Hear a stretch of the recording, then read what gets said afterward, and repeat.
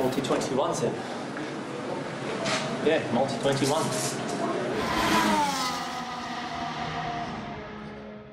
Bonjour à tous et bienvenue pour la review du Grand Prix de Russie à Sochi. Je suis en compagnie d'Aurélien Attard. Aurélien, comment vas-tu?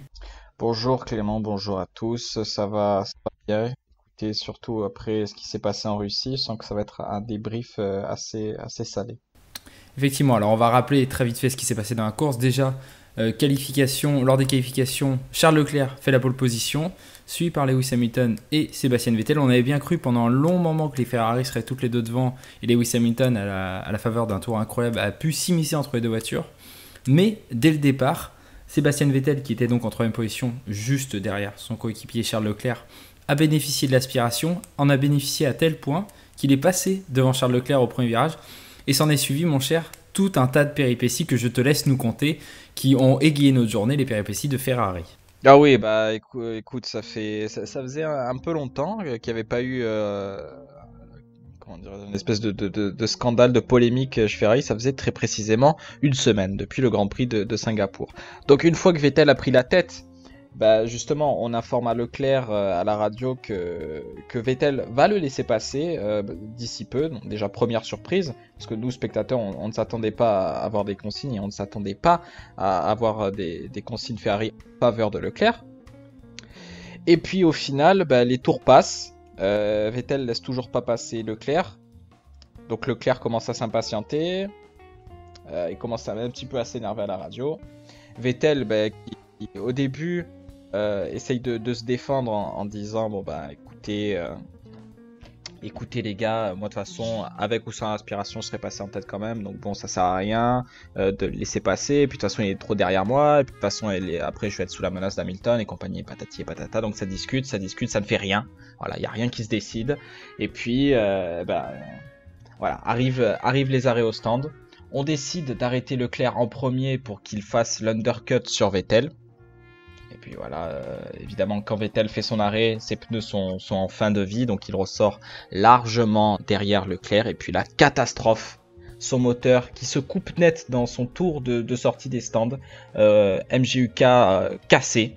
Et Vettel qui peut même pas rentrer au stand, d'ailleurs il est obligé de s'arrêter sur le côté. Et puis là ça provoque la sortie de la voiture de sécurité. Là Clément, c'est vraiment la Bérésina chez la Scuderia. Effectivement. Et alors, si on revient un peu sur les échanges radio qui s'est passé lors de ces tours, du tour 1 à peu près au tour 10, on a déjà eu, donc tu l'as dit, ce fameux ordre surprise dans la radio de Charles Leclerc. Sébastien va te laisser passer au prochain tour. Puis un ordre communiqué à Sébastien Vettel, laisse passer Charles. Et puis Sébastien Vettel a répondu de façon très astucieuse, et c'est là où va s'orienter le débat, c'est qu'il a répondu qu'il l'aurait dépassé de toute manière. Et il a dit, dégageons-nous d'abord des Mercedes, attendons 2 ou 3 tours, et après faites-moi savoir la situation. Et pendant ces 2-3 tours, pendant que Charles Leclerc bataillait pour essayer de se défaire de l'emprise d'Hamilton qui n'était pas trop loin, Sébastien Vettel a complètement écrasé la pédale, a amené un rythme d'enfer et s'est retrouvé à un moment à près de 4 secondes devant son coéquipier. Et donc à ce moment-là, il n'était plus question de le ralentir pour le laisser passer devant. Et c'était un peu ridicule de la part de Ferrari à ce moment-là de demander à Sébastien Vettel de ralentir. L'écart était trop grand. Et donc ce qui s'est passé, tu l'as dit, c'est qu'on a fait en sorte que Sébastien Vettel rentre au stand le plus tard possible, même si lui demandait déjà à rentrer au stand en feintant un petit peu en disant mes pneus sont morts, j'ai plus beaucoup de grippe à l'arrière, il faut me faire rentrer. Ils l'ont fait rentrer au dernier moment, et là où Ferrari a joué avec le feu, et je vais te demander ton avis, c'est quand on voit la fin de la stratégie, la Scuderia Ferrari se retrouve perdante, puisque ils ont un abandon de voiture et l'autre qui se retrouve derrière les deux Mercedes, mais en plus ça crée énormément de tension dans l'équipe, puisqu'on a ordonné quelque chose à Sébastien Vettel qui n'a pas obéi, et ça rappelle le fameux épisode du Multi-21 qui a donné le nom à notre chaîne. Bah écoute, je pense qu'il va y avoir de grosses conséquences hein, après ce qui s'est passé en Russie, ça c'est clair et net. Il y a une rupture. De toute façon, la rupture, elle commençait un petit peu à se voir en Italie après les qualifications où Leclerc refusait d'obéir aux consignes. Il y a eu le Grand Prix de Singapour, encore une fois une nouvelle fissure où on a un petit peu mis Leclerc dans la merde avec la stratégie. Et puis là, voilà, encore une fois, le refus d'obtempérer de Vettel, je crois que c'est la goutte de trop de toute façon. C'est à se demander si Binotto est en mesure même de pouvoir manager deux pilotes de talent entre Entre guillemets, bien sûr, parce que tout le monde est très talentueux en Formule 1, mais ouais, surtout Leclerc et Vettel, dans une voiture compétitive en plus. Là, pour moi, la seule solution que je peux voir pour Ferrari, c'est bien simple. Soit ils établissent des consignes claires jusqu'à la fin de la saison avec machin numéro 1 et machin numéro 2 et tout le monde s'y tient, des qualifications à la course. Ou alors, on leur dit, bon, vous êtes libre de vous battre, plus de consignes, vous faites ce que vous voulez. De toute façon, le championnat est plié pour Ferrari.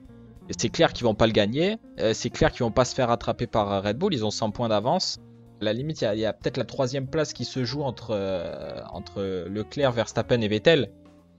Mais bon, Verstappen, de toute façon, avec son moteur Honda, on y reviendra brièvement tout à l'heure, ça risque d'être compliqué pour lui d'accrocher la troisième place.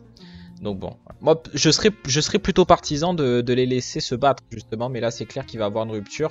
On est un petit peu sur un remake Hamilton-Rosberg chez Mercedes entre 2014 et 2016, voire même, j'ose le dire, Prost-Senna chez McLaren. Ah, tu oses le dire, jusqu'à ce point-là. Jusqu'à ce point-là, ouais. Et justement, alors tu as parlé des deux choix qu'ils avaient, c'est-à-dire soit d'établir clairement un numéro 1 et un numéro 2, ce qu'ils n'ont pas fait, et Binotto l'a encore fui la question cette semaine, soit de laisser se battre en piste de façon absolument libre.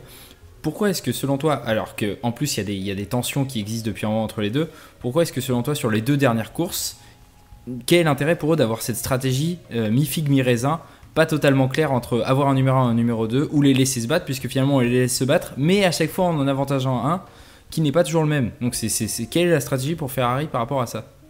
Ah oui, c'est ça aussi. Je peux comprendre Leclerc et Vettel, justement. Ils sont confus parce que la stratégie même de Ferrari est confuse. En début de saison, c'était Vettel qui était largement avantagé. Puis après, à la rentrée des classes en Belgique, c'est Leclerc qui a eu un petit peu qui était privilégié. Et puis à Singapour, c'est de nouveau Vettel. Enfin bon, voilà, les mecs, faut se décider, quoi. Soit c'est Vettel qui est numéro 1 et vous expliquez clairement à Leclerc les raisons X et Y. Ou alors vous dites à Vettel, t'es en baisse de régime, on verra pour 2020 le rôle qu'on te donnera, mais en fin de saison on préfère parier sur Leclerc parce qu'il est en forme, il a gagné les 2 derniers Grands Prix, enfin bon, voilà quoi, vous m'avez compris. Donc ouais, je peux comprendre au final que Vettel est comment dirais-je, est pas, enfin qui n'est pas obéi aux consignes en Russie parce que les consignes sont floues. Et je peux comprendre aussi Leclerc qui s'énerve parce que, voilà, encore une fois, les consignes sont floues. Alors justement, tu parles de l'avenir et quand tu as fait le parallèle avec Rosberg et Hamilton, ça a duré 3 ans cette collaboration et dès la première année, ça sentait un petit peu le moisi. Et là, ça commence déjà à être le cas. Lorsqu'on voit un jeune Charles Leclerc qui a 21-22 ans et qui commence vraiment à s'affirmer comme voulant être le leader de la Scuderia Ferrari, comment est-ce qu'on peut gérer ça et comment est-ce qu'on peut gérer Sébastien Vettel pour l'avenir, lui qui a toujours été habitué à être numéro 1 depuis 2009 ou même depuis 2008 quand il était chez Toro Rosso. Comment est-ce qu'on peut gérer cette arrivée de Charles Leclerc au pouvoir pour Sébastien Vettel ? Ah, c'est clair que c'est pas simple à gérer, mais je pense que c'est assez logique, on va dire, de donner la priorité à Vettel. Pourquoi ? Parce que déjà quadruple champion du monde, rien que ça devrait suffire. Ensuite, le type est dans l'équipe depuis 2015, il a participé à la reconstruction. On se rappelle, en 2014, il était vraiment nulle part. Là, ils sont dans une voiture capable de remporter plusieurs courses, voire même de concurrencer les Mercedes pour le titre mondial. Bon, ça va falloir entendre encore un petit peu. Mais bon, voilà, Vettel, plus d'expérience, plus de succès en Formule 1, qui est là depuis plus longtemps, donc c'était de toute façon très logique de le mettre en numéro 1 cette saison. Leclerc, lui, c'est seulement sa 2e saison complète en Formule 1. Le minot, il a seulement 21 ans. Il a encore beaucoup à apprendre. Donc, certes, il est talentueux, bien sûr. Et pourquoi pas ne pas lui laisser sa chance sur des circuits où il peut faire le meilleur temps des premiers essais libres jusqu'à la pole position en qualification, un petit peu comme en Russie ce week-end. Ça aurait été somme toute logique de lui avoir donné la priorité, mais voilà, de façon épisodique. Sur un seul Grand Prix, 1 ou 2 Grands Prix, sur toute la saison, où Vettel est pas très en forme, où il est un petit peu dans un coup de bout. Mais bon, là, la gestion de Ferrari est un petit peu à n'y rien comprendre. Effectivement, ouais, on est assez dans le flou et puis on va voir pour la fin de la saison, mais ça peut laisser des gros dégâts pour les années à venir. Et Sébastien Vettel n'est pas si vieux que ça et on sait son souhait de durer assez longtemps en Formule 1 parce qu'il veut aller chercher des records. Donc comment est-ce qu'on va gérer cette cohabitation à l'avenir ? Ça va être assez compliqué. Si on revient sur la course en elle-même, donc on n'a pas donné le résultat, mais Lewis Hamilton a remporté ce Grand Prix du coup devant Valtteri Bottas et Charles Leclerc. suivi par les 2 Red Bull de Max Verstappen et Alexander Albon. Des Red Bull comme des Toro Rosso qui commencent à voir les pénalités tomber. Alors bien évidemment, là, c'était pour anticiper l'arrivée au Japon pour la prochaine course et pour éviter de partir du fond de grille pour la prochaine course sur les terres de Honda à Suzuka. Mais quand même, pour la fin de la saison, on va commencer à voir des Red Bull et des Toro Rosso, comme on le prévoyait, partir du fond de la grille. Ça va être compliqué, comme tu le disais, pour Max Verstappen de continuer à lutter pour la 3e position dans ces conditions. Oui, tout à fait. D'ailleurs, on a commencé à voir les limites du moteur Honda ce week-end en Russie. Fiat qui a eu 2 pannes moteur en essai libre 1 et en essai libre 3. Il n'a même pas participé aux qualifications alors qu'il avait quand même un moteur neuf. Donc, c'est encore une fois assez surprenant de voir une espèce de retour, parce que Honda ne nous avait plus habitués à avoir d'aussi gros problèmes de fiabilité. Et oui, comme tu l'as dit, pénalité moteur pour les pilotes Honda ce week-end, mais au final c'était voulu. C'était voulu parce qu'ils auront un moteur neuf à Suzuka uniquement pour bien figurer à domicile. C'était même pas un coup que le moteur allait péter à un Grand Prix à un autre. Non, c'est juste histoire de bien figurer à domicile. D'ailleurs, je sais pas si ce pari va payer, pour être honnête. Mais ça reste à voir. De toute façon, Verstappen, je pense que il a tout donné en première partie de saison. Et là, il est un petit peu en sur-régime. La voiture, d'ailleurs, est en sur-régime. Et mis à part la victoire à Suzuka, au Mexique aussi, parce qu'il est habituellement fort, je le vois pas gagner d'autres courses et finir même sur la 3e marche du podium à la fin de la saison. Effectivement, ouais, c'est surtout étant donné la forme actuelle de Charles Leclerc, c'est aussi ça qui donne à penser que Max Verstappen ne terminera pas sur le podium du championnat du monde à la fin de la saison. Il y a eu une actualité cette semaine qui nous a fait revivre certaines heures du passé, c'est la signature de McLaren avec Mercedes. McLaren, ancienne écurie sponsorisée par Honda, donc la transition est toute trouvée. Mais le retour de McLaren et Mercedes ensemble en 2021, après s'être séparés à la fin de la saison 2014. Alors je vais te poser la question très, très franchement, tout ce cirque entre 2015 et 2020 pour Mercedes sera servi à quoi ? Ah, pas grand-chose au final. Ça aura peut-être servi à dégager Ron Dennis, on va dire, parce que c'est lui qui est à l'origine de la rupture avec Mercedes et de la signature avec Honda. Et ensuite, il est parti entre-temps, bien sûr. Donc, ouais, de toute façon, c'était clair et net que McLaren-Renault pouvait pas aller chercher le titre mondial. Jusqu'en 2021, ça c'était clair et net. Et ensuite, à partir de 2021, là, bon, là, c'est un petit peu dans le flou, parce qu'on ne sait pas encore quelles seront les règles moteurs pour cette saison-là. Mais on parle quand même de très peu, voire pas de changement du tout au niveau des moteurs. Parce que justement, les motoristes ont dépensé des milliers et cents pour développer les moteurs turbo-hybrides et justement, ils n'ont pas envie d'un nouveau changement de règles. Et on les comprend. Donc ouais, c'était la meilleure décision à prendre pour McLaren s'ils veulent gagner, s'ils veulent retrouver les podiums. Et espérer concurrencer Mercedes pour le titre, même si bon, ça reste à voir quand même. Ça reste à voir parce que depuis 2014, on n'a jamais vu une écurie avec un moteur Mercedes capable de rivaliser avec l'équipe usine Mercedes. Il y a eu Williams quand même pendant quelques courses en 2014-2015, mais à chaque fois il manquait un petit truc quand même. Il manquait un petit truc. Alors, est-ce qu'il manquait du talent dans les pilotes? Est-ce qu'il manquait un petit truc au niveau du châssis? Ou alors est-ce que le moteur était bridé par Mercedes? On ne sait pas. Et du coup, la question se pose, je ne sais pas, Clément. Est-ce que tu penses que en changeant le Renault pour un Mercedes, ça va les aider? Bon, c'est clair que ça va les aider, mais est-ce que ça va les aider au point de pouvoir ramener un titre mondial? Bah écoute, tu commençais à évoquer le fait que le moteur Mercedes serait bridé. Je pense on est beaucoup à avoir encore en tête ce qui s'est passé à Spa en 2015, où des ingés de moteur Mercedes qui équipaient à l'époque la Lotus de Romain Grosjean sont venus dans le stand pour amener une cartographie différente.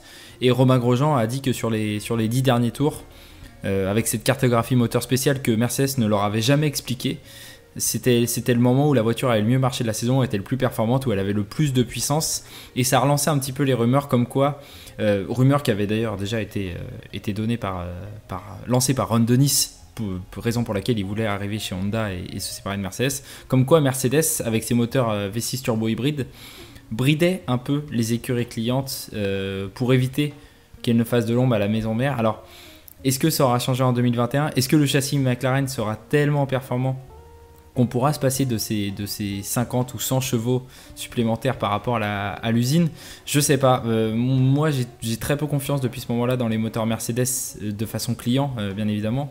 Et ils ont tendance à plutôt aller vers les écuries de fond de tableau. On les a vus avec Force India, aujourd'hui Racing Point, avec Manor.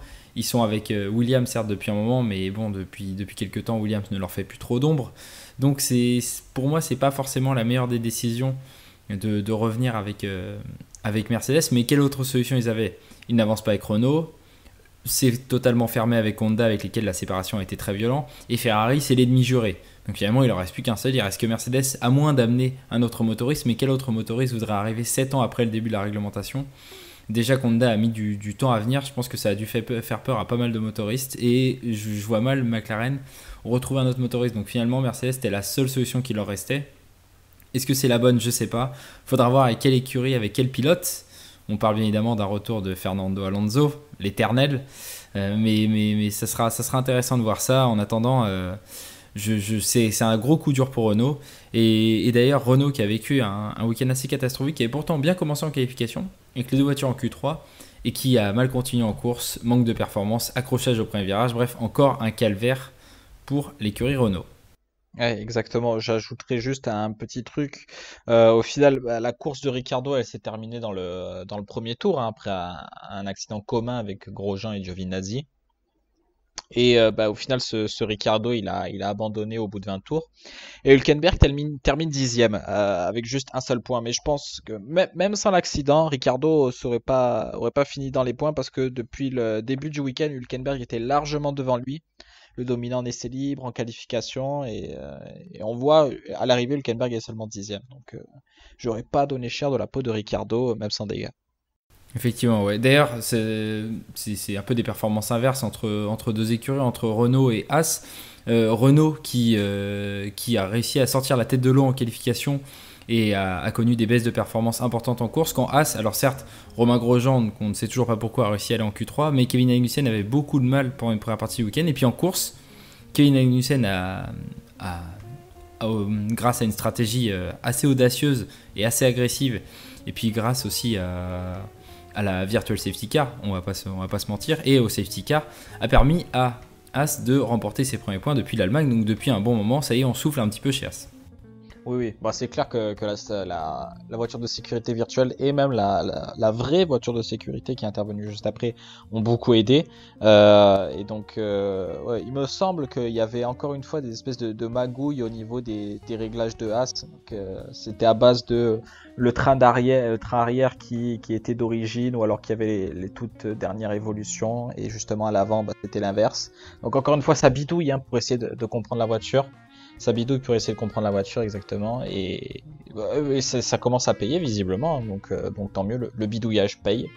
Et Magnussen, bah ouais, un bon résultat, mais il me semble qu'il est assez performant en Russie. Il s'était très bien qualifié là-bas l'année dernière, et là, sur le papier, il finit 9ème, mais avec 5 secondes de pénalité pour un virage coupé, mais je ne l'ai pas vu justement. Je sais pas si l'action a été montrée à un moment à l'écran, mais je suis complètement passé au travers. Effectivement, je ne l'ai pas vu non plus, mais tu l'as dit, Kevin Magnussen qui a plutôt bien réussi en Russie. Il y a une seule fois où il n'a pas terminé dans les points. C'était en 2017 avec la Haas où il était 13ème. Sinon, il a toujours fait des bons résultats, que ce soit avec la McLaren, avec la Renault ou avec la Haas. Donc c'est un pilote qui est plutôt performant sur cette course-là et qui l'a encore prouvé. Mais malgré cette Haas, tu l'as dit, un peu cabotine, réglée de façon pas hasardeuse, bien évidemment, puisqu'on a quand même une équipe d'ingénieurs assez solide derrière. Mais on teste toujours un petit peu ce qui pourrait marcher entre les différentes évolutions, entre la voiture de base, entre les évolutions 1, 2 et 3. Et je crois que oui, tu l'as dit, ouais, c'était l'avant qui était d'origine, et l'arrière où on avait la dernière évolution, en tout cas sur la voiture de Romain Grosjean, puisque c'est lui qui en a parlé. Est-ce que les deux voitures étaient identiques ce week-end? Je ne sais pas, mais bon, ça permet à As de marquer un petit point, et même s'ils sont encore loin au classement constructeur, puisqu'ils sont toujours 9ème, et ben finalement Alfa Romeo va peut-être se rapprocher. Alfa qui a fait un très mauvais week-end, encore une fois, catastrophique jusqu'à cette image absolument désastreuse d'un mécanicien renversé dans les stands. Enfin, rien ne va plus chez Alfa Romeo Sauber.